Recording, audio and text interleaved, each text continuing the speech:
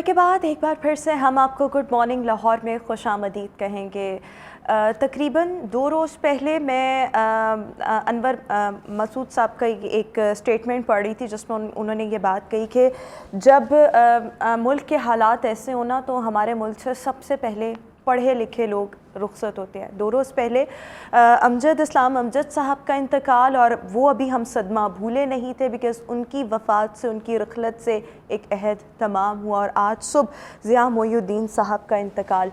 सो ये दोनों ख़बरें जो थीं वो बहुत अफसोसनाक और इनको अपने अंदर एब्ज़ॉर्ब करने में बहुत टाइम लगा। लेकिन कुछ लोग ऐसे होते हैं जो ज़िंदगी से तो चले जाते हैं लेकिन दिलों पर हमेशा राज करते हैं।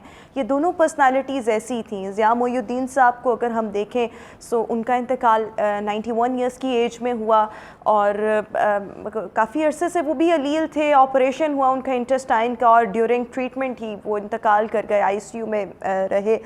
लेकिन बहुत लोग ये बात जानते हैं और शायद हम जो यंग जनरेशन है वो ये बात नहीं जानती कि उनको ये एहसास हासिल है कि उन्होंने हॉलीवुड में परफॉर्म किया, ऑस्ट्रेलिया और इंग्लैंड से अपने करियर का आगाज़ किया, वहाँ के रेडियो से अपने करियर का आगाज़ किया, फिर वहाँ थिएटर में परफॉर्म किया, फिर बहुत सी मूवीज़ की और फिर उसके बाद पाकिस्तान में उन्होंने बहुत ही ज़बरदस्त किस्म के प्रोग्राम्स उनको होस्ट किया। लोग ज़िया मोइनुद्दीन साहब को उनकी डॉक्यूमेंट्रीज़ के हवाले से जानते हैं, उनकी आवाज़ में जो जादू था। और मुझे तो मेरी कुछ मेमोरीज़ ऐसे है कि मुहर्रमुल हराम में कुछ करबला की और वाक़या करबला की कुछ डॉक्यूमेंट्रीज़ चलती थी। सो उनमें अभी भी वो चलती हैं और वो अभी भी पाकिस्तान टेलीविज़न पर ज़िया मोइनुद्दीन साहब की आवाज़ में चलती हैं। और जब वो वाक़यात सुना रहे होते हैं, वो बयान कर रहे होते हैं, तो उनकी आवाज़ में जो खनक, दम और जो उतार चढ़ाव उनकी आवाज़ का था, सो वो भी हम थोड़ी देर पहले बात कर रहे थे कि आप उस इमेजिनेशन में चले जाते हैं, आप वो सब कुछ विजुलाइज़ करते हैं। सो उनकी आवाज़ ऐसी थी, आवाज़ में जादू था। फिर हम अमजद इस्लाम अमजद साहब को देखें सो वो भी हमारे मुल्क का एक जाना माना नाम, अपनी लेगेसी छोड़ कर गए, शायरी मजमूए और इसके साथ साथ अगर हम देखें तो हमारे मुल्क के नामवर अफसाना निगार, अदीब। सो ये दोनों नाम ऐसे हैं कि इनकी मौत का जितना भी सदमा किया जाए वो कम है, लेकिन ऑब्वियसली ये दिलों पर हमेशा राज करेंगे। और इन जैसा मेरा नहीं ख्याल कि दुनिया में रहती दुनिया तक शायद कोई इन जैसा कोई आ सकता है, बिकॉज़ अपनी पहचान हर इंसान आप होता है और वो मेरे ख्याल में इनकी लेगेसी जो थी वो अब हमेशा रहेगी, लेकिन वो किसी और शख्स में वो हम उस तरह नहीं देख सकते। बहरहाल दोनों की शख्सियात पर बात करेंगे और अफसोस गम बहुत बड़ा है। ऑब्वियसली पाकिस्तान में एक खला है जो अब कभी पुर नहीं हो सकता। हमारे साथ मौजू पर गुफ्तगू करने के लिए जो मेहमान शख्सियत हमें शो में ज्वाइन कर रही हैं, रज़ा नईम साहब जो कि लिखारी हैं, मुतरजम हैं और मुहक्किक हैं, और दोनों शख्सियात पर बात करेंगे। लेकिन इनकी नशस्तें अमजद इस्लाम अमजद साहब से बहुत ज़्यादा रही हैं, सो उनके भी वाक़यात हम डिस्कस करेंगे। रज़ा साहब thank you so much and good morning.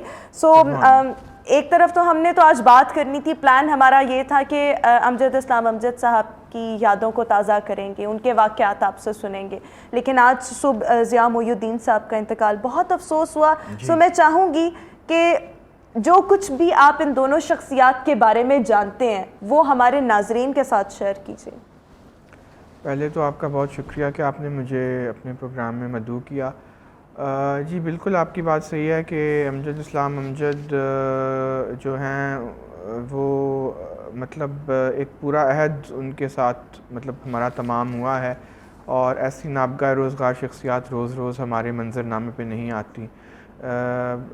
मतलब अदब की आप बात करें, आप पाकिस्तान की बात करें, पाकिस्तानियत की बात करें, तो अमजद साहब ने हमेशा मतलब उनका जो अदबी करियर है वो 50 साल से ऊपर का है, और हम और आप तो शायद अभी तो उस उम्र तक भी नहीं पहुँचे, तो आप इसी से अंदाज़ा लगा लें कि वो एक पहचान मतलब बन गए थे। और अदब में भी मेरे ख़्याल में अगर हम अमजद साहब की बात करें तो मतलब वो इश्क और मोहब्बत के शायर की हैसियत से जाने थे, लेकिन यही चीज़ उन्होंने अपनी अमली भी की, वो बांटते थे इश्क और मोहब्बत को। मतलब हम जैसा इंसान भी जो कि उस तरीके से शायर और अदीब नहीं है, मतलब मैं अंग्रेज़ी में लिखता हूँ, मैंने जब भी उनके पास में गया उन्होंने हमेशा हमसर समझ के मुझे मिले। उन्होंने कभी उनमें वो रऊनत और वो जिसको आप कहते हैं एक फ़िरौनियत, मतलब जो होती है हमारे यहाँ। और अब प्राउड नहीं ना अब था, तो खैर ज़्यादा down to earth, humble personality, polite. अब तो खैर ज़्यादा है कि आप 4 दिन में अगर आपको शोहरत मिल जाए तो आपका सर जो है वो बिल्कुल ऊपर हो जाता है और आप अपने आप को बहुत बड़ी सातवें आसमान चीज़ पे समझने पहुंच शुरू हो जाते हैं। और जाहिर बात है अमजद साहब ने ये काम मेहनत से किया, उन्होंने रियाजत से ये काम किया, उन्हें ये विरसे में ये चीज़ नहीं मिली थी। तो जब भी उनसे मुलाकात हुई और मतलब अभी हम बात करेंगे, मैं तो उन्हें 2004 या 5 से मतलब जानता हूँ। तो मैं जब भी उनसे मिला, लाहौर में मिला, कहीं मिला, उन्होंने हमेशा बड़ी मोहब्बत से और बड़ी इत्तेफाक से जो है वो मेरा खैर मकदम किया। और इसकी एक और वजह भी है क्योंकि मैं 2004 से 8 तक मैं स्टेट बैंक कराची में था, मैं एक ऑफिसर था वहाँ पे।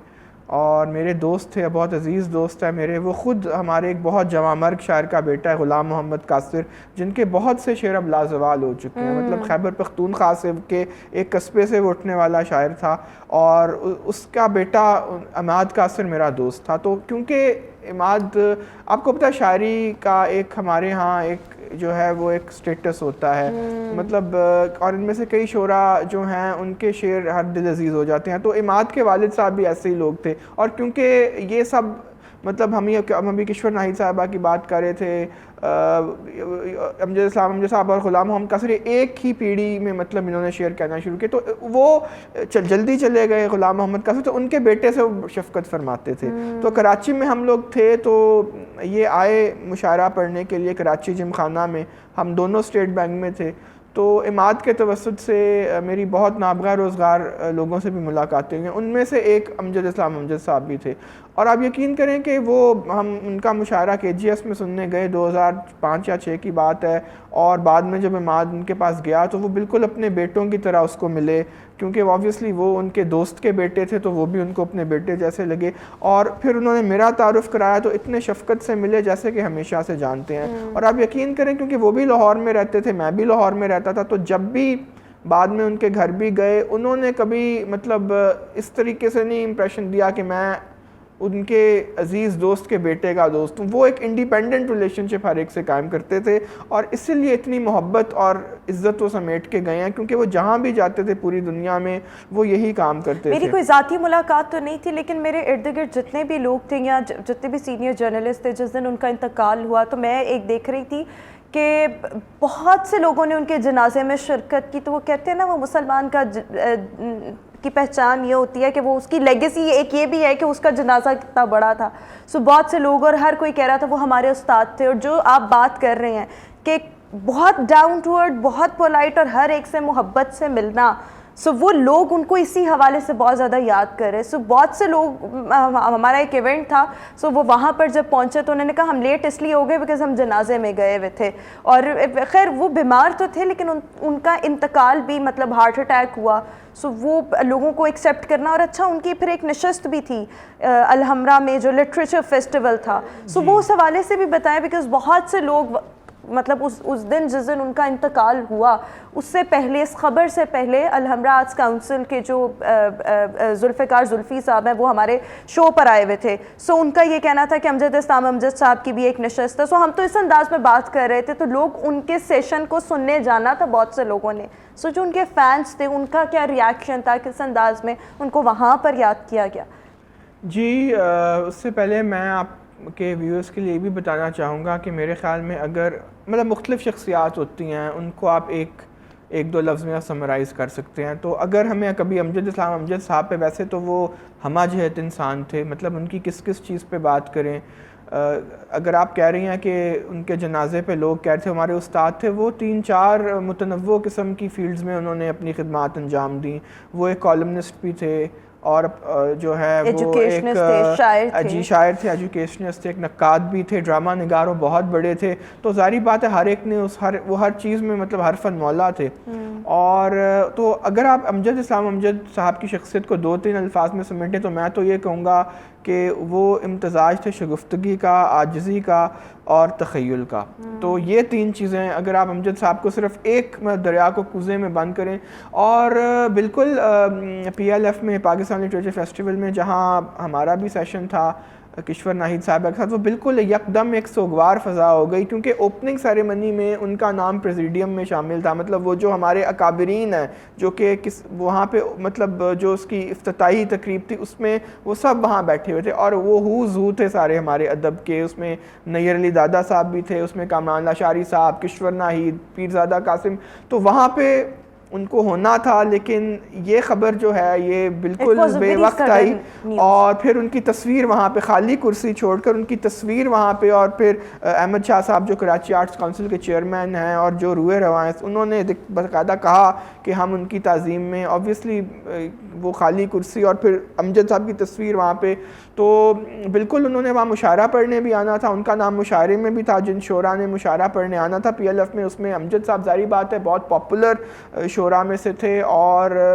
वो मेरे ख़्याल में मतलब ये बात बग़ैर किसी तामुल के कही जा सकती है कि बर्रे सग़ीर पाको हिंद में, क्योंकि उनकी फॉलोइंग जो थी वो हिंदुस्तान में भी थी, और ड्रामे की वजह से भी, खाली शायरी की वजह से नहीं, तो वो सबसे हर दिल अजीज़ शायर थे मेरे ख़्याल में। मैं दोनों इंडिया पाकिस्तान की उर्दू शोरा को मिला रहा हूँ, मतलब उन जैसा शायर, हर दिल अजीज़ शायर जो है वो पिछले मेरे ख़्याल में 30-40 साल में तो मेरी नज़र में तो नहीं गुजरा, और जो अभी और तो मेरा ख्याल है उन जैसा कोई आएगा भी नहीं, बस उनकी लेगेसी हमेशा रहेगी, लेकिन उन जैसा कोई आ भी नहीं सकता, बिकॉज हर इंसान की एक मुनफरद पर्सनालिटी होती है, उसका टैलेंट, उसकी क्रिएटिविटी, उसका अंदाज, सब कुछ मुख्तलिफ होता है। सो ये वो लोग हैं जिनकी कोई रिप्लेसमेंट कभी नहीं हो सकती। ज़िया मोइनुद्दीन साहब का भी यहाँ पर जिक्र करना चाहेंगे, जिस तरह से उनकी आवाज़ में एक जादू था और उनकी आवाज़ का जो उतार चढ़ाव था, वो मेरे ख्याल में वो वही कर सकते थे। और मैं देख रही थी मुश्ताक अहमद यूसुफी साहब ने एक बड़ी ज़बरदस्त बात की हुई थी कि ज़िया मोइनुद्दीन साहब ऐसे इंसान हैं कि वो अगर किसी मरे हुए अदीब को भी पढ़ेंगे ना तो वो उसको भी ज़िंदा कर देंगे, यानी उनकी आवाज़ में ऐसा जादू है।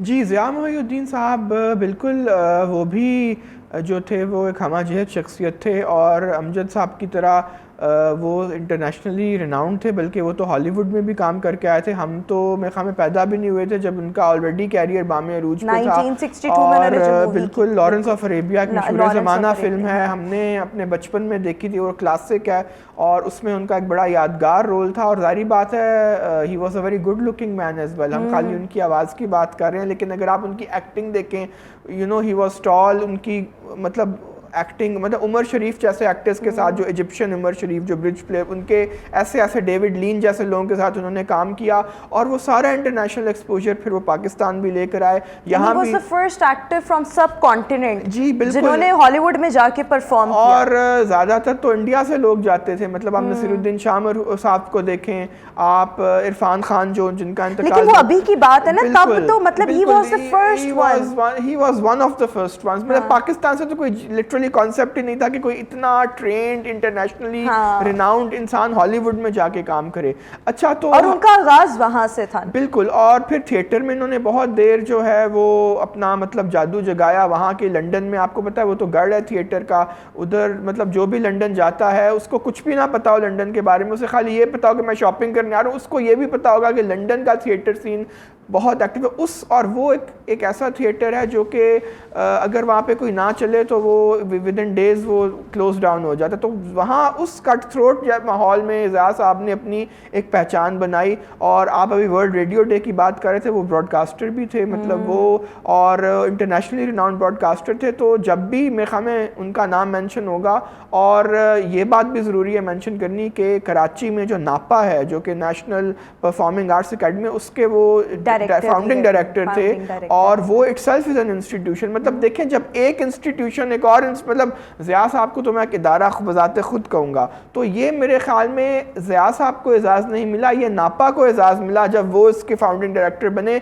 तो एक इदारा जब किसी दूसरे इदारे में आ जाए तो एक अजीब व गरीब कैफियत पैदा हो जाती है। तो बल्कि मुझे एक बात याद आ रही है, हमारे एक दोस्त सिप्तान साहब हैं जो कराची में होते हैं, उनकी वॉल पे मैंने आज सुबह देखा कि वो एयरपोर्ट पे जा रहे थे तो उनकी ज़िया साहब से मुलाकात हुई 1-2 साल पहले।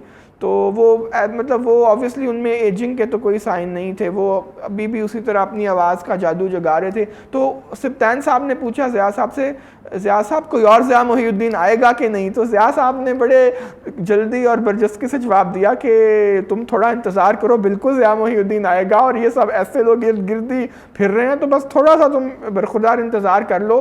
तो ऑब्वियसली उनके जहन में उस वक्त नहीं था कि 2 साल बाद उनका इस तरीके से इंतकाल हो जाएगा, लेकिन वो मतलब ये आप आजिज़ी उनकी देखें कि वो, हालांकि ये देखें ये दोनों शख्सियात की हम बात कर रहे हैं तो साथ बात कर रहे हैं कि वो कितने आजिज़ी उनमें कितनी थी, और कोई रऊनत, कोई गरूर, इस तरह की कोई चीज़ नहीं थी, और अल्लाह ने उन दोनों को ही अपनी अपनी जगह एक बड़ा मकाम, मुनफरद मकाम दिया जी। और सबसे बड़ी बात यह है कि मतलब आपको पता है, अभी आपने कुछ जिक्र किया कि अभी आप अनवर मकसूद साहब की तकरीर का हवाला दे रही थी कि जब मुल्क में हालात ख़राब होते हैं तो सबसे पहले यहाँ से पढ़े लिखे लोग चले जाते हैं। इन लोगों ने पाकिस्तान, मतलब ये कहीं भी जा सकते थे, अमजद इस्लाम अमजद साहब पूरी दुनिया में उनका डंका बजता था, वो अरब वर्ल्ड में जाते थे, वो अमेरिका जाते थे, कनाडा जाते थे, बल्कि कई उनके दोस्त कहते थे कि हम कहते थे कि तुम ना जाया करो, तुम थका लोगे अपने आप को और तुम बीमार हो जाओगे, लेकिन वो प्यार लोग अमजद साहब से इतना करते थे।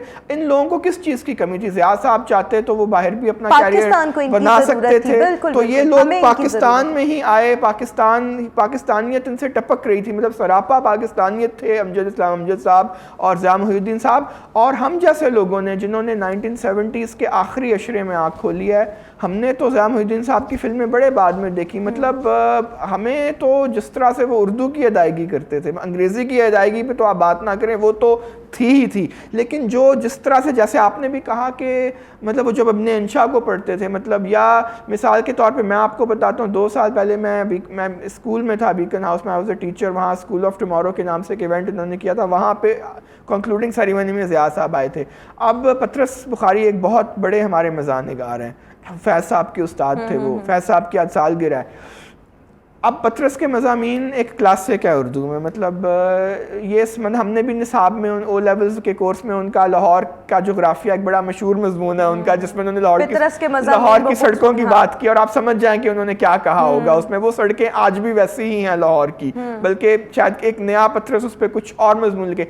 अब वो मजमून पढ़ा हुआ है हमने, अब ज़िया साहब आए हैं वहाँ पे और वो उनका उन्हीं मजमून में से एक हॉस्टल में पढ़ना वो रिसाइट कर रहे हैं, बिल्कुल, और वो मतलब जिंदा हो जाता है वो मजमून। आपने भले वो 50 दफ़ा मजमून पढ़ा हो, और वो क्योंकि क्लासिक है वो हर एक ने पढ़ा होगा, लेकिन जब ज़िया साहब उसको जब भी जितनी दफ़ा भी उस चीज़ को, मतलब उस शख्स का कमाल ये था कि आपने वो भले इब्ने इंशा की शायरी आपने कई दफ़ा पढ़ी हो, लेकिन जब ज़िया साहब उसको अदा करते थे तो वो ज़िया साहब की चीज़ बन जाती थी। वो वही ना कि अपनी आवाज़ में इतनी खूबसूरत आवाज़ और इतनी जादूगराना आवाज़ थी कि वो लोग उसी आवाज़ के सहर में जो थे वो लगता था कि ज़िया, वो इब्ने इंशानी की तहरीर नहीं है, वो ज़िया साहब में इतना मजजूब हो जाते थे, वो डूब जान डाल देना ना, किसी चीज में जान डाल देना, वो डूब जाते थे उसमें। बिल्कुल। और एक परफॉर्मर का यही होता है हासिल परफॉर्मेंस का, कि वो मबहूत कर दे अपनी ऑडियंस को और वो समझने लगे तो ये तो इसके अपने अल्फाज हैं, हालांकि वो अल्फाज किसी और के होते थे। उन्होंने फैज़ को भी पढ़ा,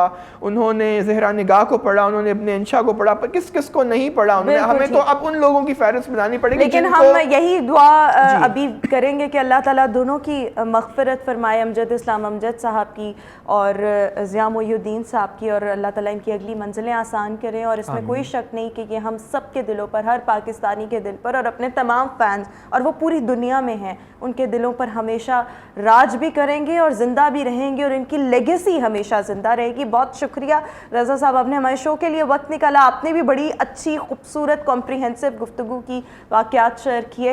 व्यूअर्स, इसी के साथ ही हमारा आज का शो अपने इख्तिताम को पहुँचा। इंशाल्लाह आपसे मुलाकात होगी अपने नेक्स्ट प्रोग्राम में, तो बहुत सा ख्याल रखिएगा। मुझे दीजिए इजाज़त, अल्लाह हाफ़िज़।